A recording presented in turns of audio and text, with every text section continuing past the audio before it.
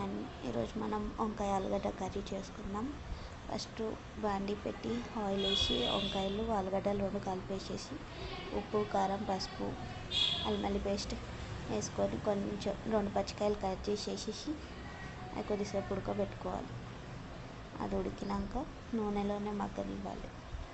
ఉడికాక కొంచెం టమాటాలు వేసి మళ్ళీ కొద్దిసేపు ఉడకబెట్టాలి.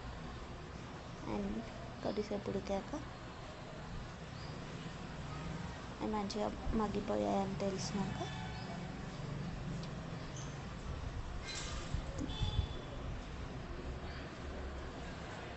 చెంబులో వాటర్ పోసుకొని ఇంకొద్దిసేపు ఉడకబెట్టుకోవాలి.